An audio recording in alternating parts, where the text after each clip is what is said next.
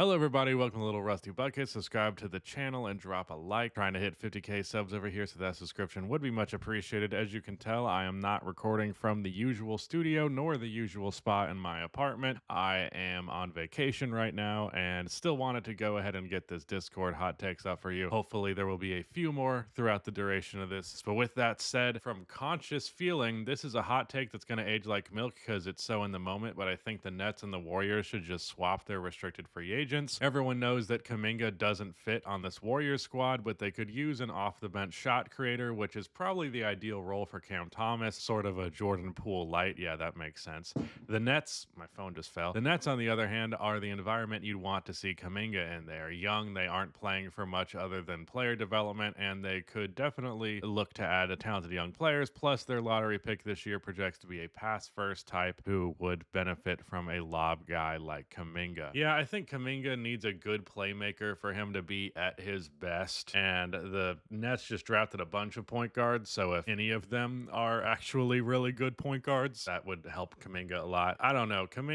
I feel like Kuminga will, similar to Jordan Poole, experience that actually he was better within the Warriors system. Obviously, there was some fit stuff within the Warriors system, but like him as a cutter, him on the fast break, having Draymond as a playmaker, Jimmy as a playmaker, Steph as a playmaker, like there were a lot of benefits there too. So he'll get more shots in Brooklyn, but truly I think Jonathan Kuminga is just not meant to be a high level shot creator, and he's being pushed into that role. And as of right now, the only thing that he provably does at an elite level is rim run.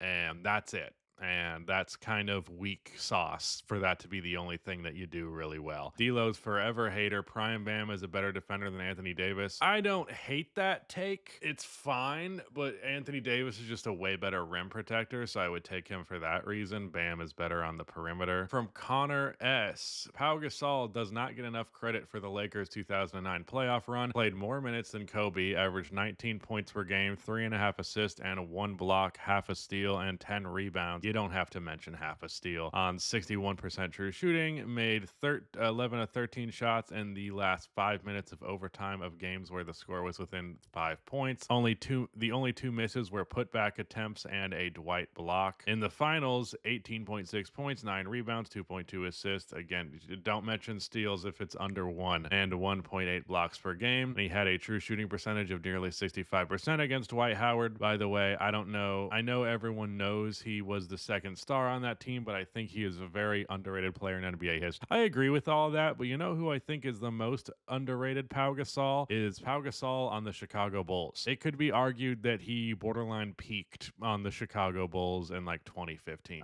I'm thinking of making a whole video about that. But yeah, I agree with everything you said here. I do think those Lakers rosters, some people overrate them, some people underrate them, but Pau Gasol himself pretty much always falls on that spectrum of underrated because people kind of act like he was like a top 25 player who was privileged enough to play next to Kobe. But like Pau was probably a top 15-ish, even bordering on top 10 player at points. And maybe not so much in a Lakers jersey as before, but dude like was a good defender and a great offensive player. Not incredibly high volume, but super, super smart and efficient. From Big Zold, being a Kings fan is like an abusive relationship. They disappoint and hurt you, then make you think they're gonna change and then swing back around the same piece of crap they were before. Where's the hot take here, brother? No shit, being a Kings fan is like an abusive relationship. From DrTheo, to support the queer community, Rusty should do an NBA smash or pass over the offseason. I have thought about that, and the reason I have not done that, there's really two. Sorry, not in frame. There's two reasons. First of all, I'm mostly attracted to feminine men, and those are not most NBA players are not particularly feminine. I don't know if you have noticed this. Hyper masculine looks for basically all of them. There's still a few who I would smash theoretically. I'm a taken man, but in a world where I'm single, maybe. But I also, my number two reason, I don't want to say that publicly, and then some NBA player sees that. I don't want I don't want any of that. That would be weird. Also, it would just be very weird to hook up with an NBA player, period. Like, I don't know. Like, yes, I am attracted to men, but that does not mean I am particularly interested in the NBA pools of players, both for professional and personal reasons, because I'm not even really that into most of them. It's different where I can recognize the attractiveness in a man who I'm not personally attracted to, in a like a sexual context. But I'm not going to do that. Sorry to the queer community. I hope I have done enough to support you that you will let this one slide. I don't know. It'd be a little bit weird. I did think about it for quite a while, but I don't know. I don't want to do that. I think I'm good. All right, Rudy, you should hop in on this one. I'm going to read it out loud. I want you to come on the camera and reply to this, though, because it's not for me. I got a hot take for Rudy. Y'all got 2 years till y'all need to trade Ja. He's damaged. He lost his aura. He's no longer him. They need to figure it out or they are going to blow it up like New Jersey and D-Lo fans existing. Nice. You good D-Lo hate this at the end there. Take it away, Rudy.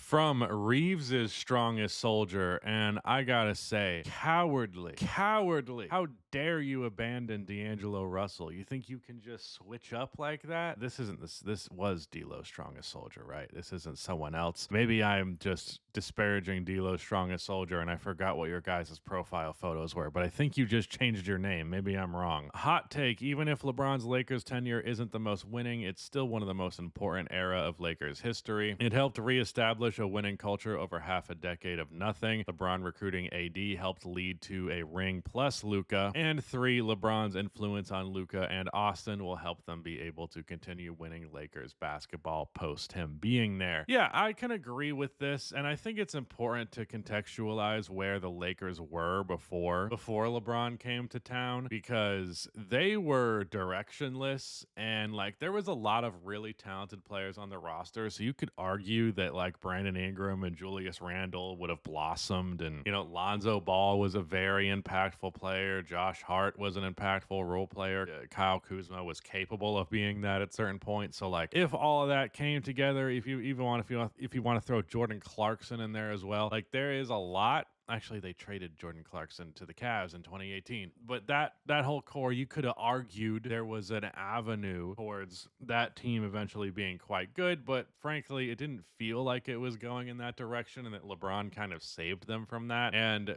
as weird as this LeBron era has been, it'll always mess with me that he spent more time in LA than he did in Miami. That just doesn't feel right, because he spent way more time in LA, but done way less with that time than he did in Miami, obviously. Different context, different ages, all of that, but still just a little trippy to me to think about that. But yeah, where the Lakers were going was not particularly positive, and at the end of the day, this direction did eventually lead to them getting another generational talent. Frankly, I think you could have made this point about the Lakers before the Luka trade, but with the Luka trade, it's really hard to argue that the LeBron era was anything short of a success. Maybe not as much of a success as it could have been, as much as you would have liked it to be. Yeah, that's not too bad. A championship and Luka being a competitive team for 6 years, 7 years or so, like that's a win. Another take from DrTheo, Denver as a contender gets routinely underrated because sports fans fundamentally don't respect system players. This is partly a response to you calling the Nuggets the second worst championship core of the decade outside of the star, but in the greater NBA community, we don't have a great appreciation for players who lack versatility but execute in a good situation. I have no doubt that every supporting piece of that 23 run would do worse on a franchise without Jokic. We already saw KCP and Bruce Brown attempt to contribute in different roles. Still, the fact that the whole system was greater than the sum of its parts means that the whole was great. I don't know what you're going to add from here, but I will just say the sum of the parts can be good, but if one star player is the one that is holding it all together, that is still ultimately a pretty flawed roster. No championship team can win without their best player, but if we're talking about the 2020s teams, the Nuggets and the Warriors do substantially worse without their star player than the Celtics without Tatum or the Lakers without LeBron or AD. If it's one of the two instead of both of them, they're still doing just fine. The Bucks with Giannis not there, they rely on Giannis quite a bit. But like the capability of the roster when the star is on the bench, that's basically going to be the number one factor in terms of the quality of the roster being evaluated. But what you're saying here about guys, these system players having these limited roles that when coming together in the right order of operations works, that's exactly why the Nuggets were good. But it's also just a testament to the greatness of Nikola Jokic. So it ultimately comes back to me still glazing Nikola Jokic, because the reason that the sum of the parts ends up being so great is because you have this engine that is so capable and versatile on the offensive end that he can take these players who are more limited and maximize their effectiveness, because they can just go to the spots where they're most effective and he's going to find them. He's going to draw the attention of the defense and all that. I genuinely hope that an Indiana, Detroit, or New York team wins in the next coming years and proves how crucial non-star roster construction is to a piece of a championship winner, especially in the new CBA. Well, what I would say to that, because you're arguing that at least in some capacity that I was wrong about the Nuggets, the Indiana Pacers are much better without Tyrese Halliburton. The Pistons, not so much without Cade. The New York Knicks could be capable of being good without Jalen Brunson, and in fact, I expect them to be much better without Jalen Brunson this upcoming year. I think Tom Thibodeau relied too much on Brunson and thus made the team rely on him too much, but they have what it takes to be much better than that. But again, like Nikola Jokic and Steph Curry are the greatest offensive centerpieces that you can possibly have, so combine that with a good roster, but not a great one, and it's enough to win a championship. But it's also not the most ideal thing. Like if Jokic had a bunch of more versatile players around him, then they would not just be a contender that was able to get there because of their superstar, but just a great team with a superstar. And I think that's the distinction. I also feel like maybe I said a whole bunch of nothing right there because I haven't recorded in like a week and I feel insane. It's actually only been 4 days, but I traveled for 12 hours. So that adds like 12 hours of travel is like 3 days in total. But yeah, that's fine. Oh, I didn't read your little edit here. Another thought I had is with this sentiment also comes from the past two championships. The Celtics and the Thunder are filled with exceptionally versatile players. This is unlike the Spurs dynasty where everybody besides Duncan was contributing above their talent level. Yeah, again, like the Thunder without better team than the Nuggets without Jokic. And that's not an MVP argument, by the way, because that's not how I think the MVP award should work. But just specific to ranking teams, the Thunder and Celtics are just by far and away the best teams of the 2020s to this point. From Kraken, Seattle won't be the first city to get an NBA team in the expansion. Well, I don't think there will be a first team. It's going to be two teams at the same time if it's going to be announced based on my understanding of how it works. I don't know.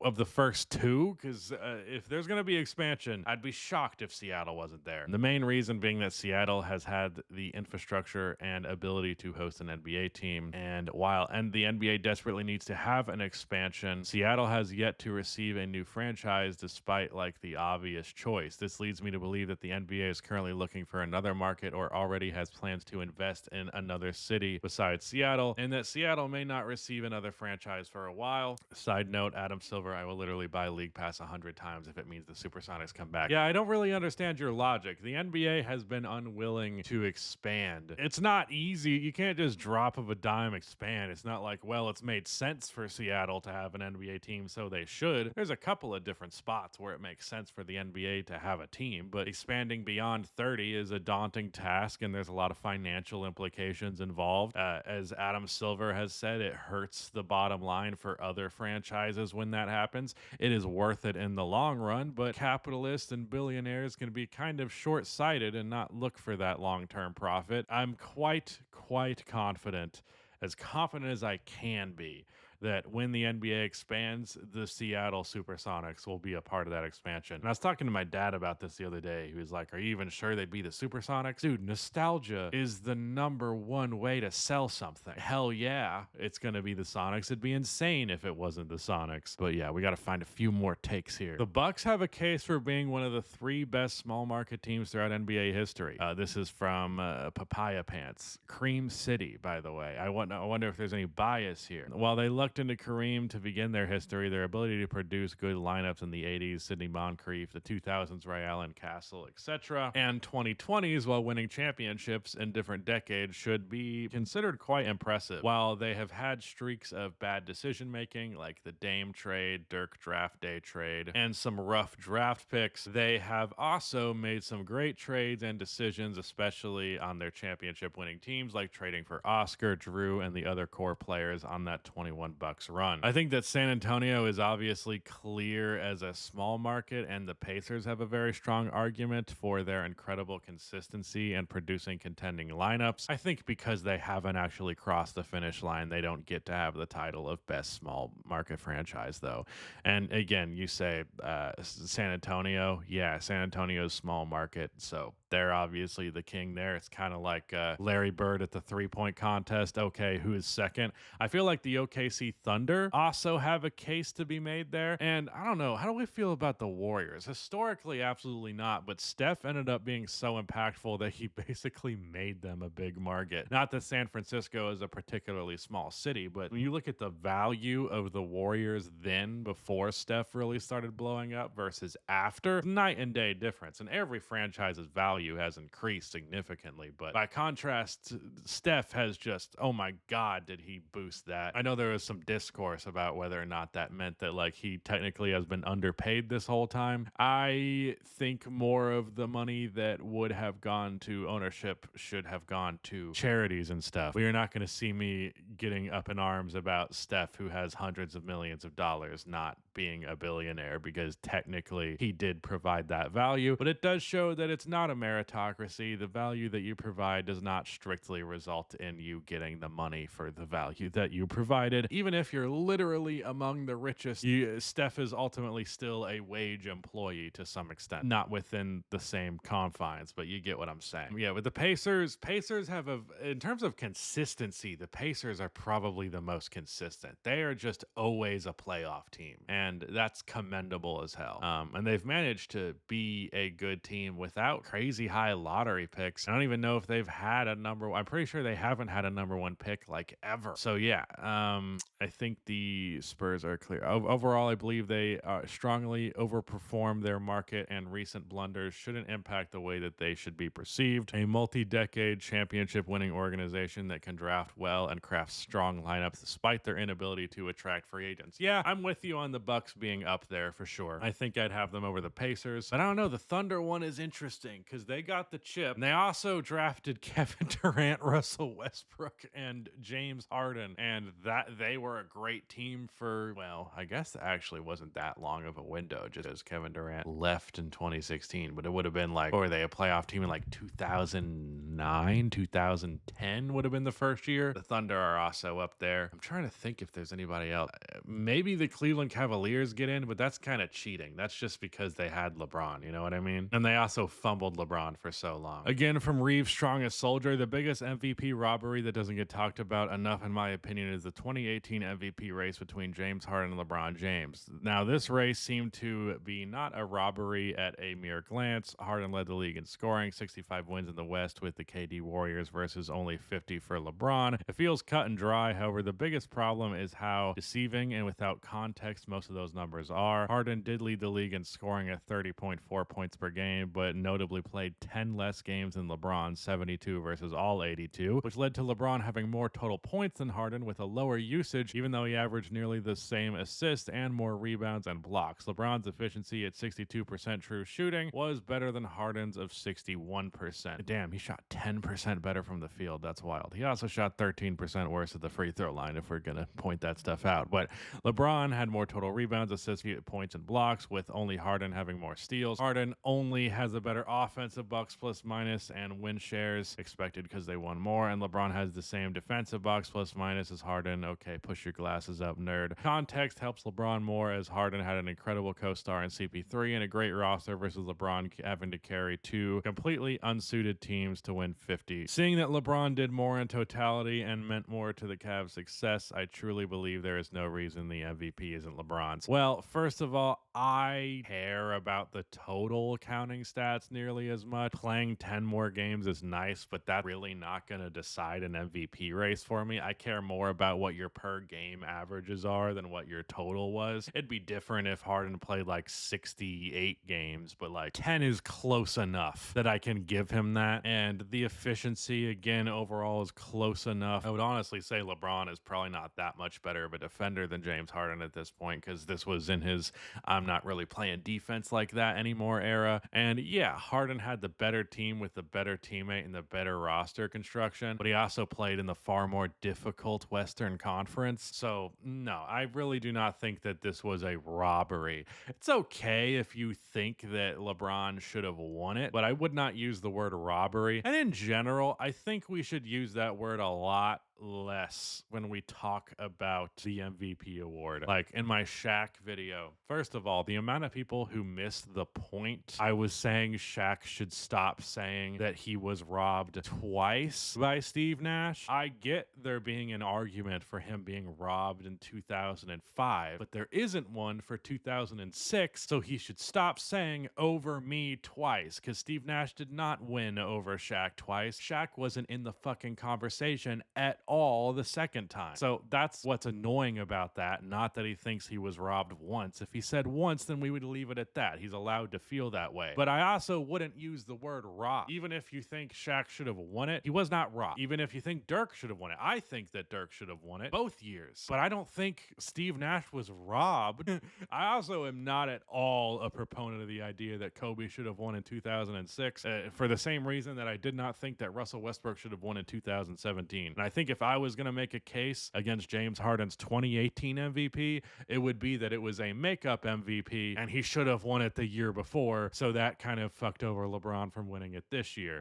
But I don't know. I would still give this MVP to James Harden. A whole 15 more wins. I don't think the roster construction difference makes it up. And also, as I mentioned earlier in the video, I do not like the he has the better team, therefore he shouldn't be considered the MVP argument. I think it is overly simplistic, strips away a lot of context, and I also don't think you should be punished for being on a good team. There's a certain threshold, like when Steph and KD were on the same team, no, you don't get to fucking win MVP. That's ridiculous. Other than that, like, unless it's on some significant extremes like that, you should not be punished for having good teammates. Like fucking Magic Johnson won 4 MVPs, or was it just 3? Did he win 3? He won 3. I don't think he. Yeah, he won. I think he won 3. Now I gotta fucking make sure that I'm correct because I can't leave it open-ended. Yes, he is a 3-time MVP, 3 and 4 years. He was doing that on stacked-ass rosters. 1990 and 1989, not as much. 1987's MVP, though, that Lakers roster won 65 games. James Worthy averaged 20. Byron Scott averaged 17. Kareem Abdul-Jabbar averaged 17. And they had 3 other dudes averaging 10 points per game. One of them starting, 2 of them off of the bench, and they had the fucking defensive player of the year off of the bench. Like, an incredibly stacked team. But Magic Johnson was also the best fucking player in the world in 1987. So he got the MVP because it just was what it was. So yeah, no, I'm going to have to disagree with you on that. I think it's fine. I don't like staunchly believe that James should have won that over LeBron, but I wouldn't use the word rob. And my overarching point is that the word robbed is just used way too much to talk about these MVP races. Like 2017-18, I think James Harden should have won. I would not use the word robbed. Robbed kind of implies that like the dude just got outright screwed, and it takes away the context that it's like, no, it was just a close race and someone had to win. I feel the same way about the dunk contest with Zach LaVine and Aaron Gordon. People use the word robbed. Did you see what Zach LaVine did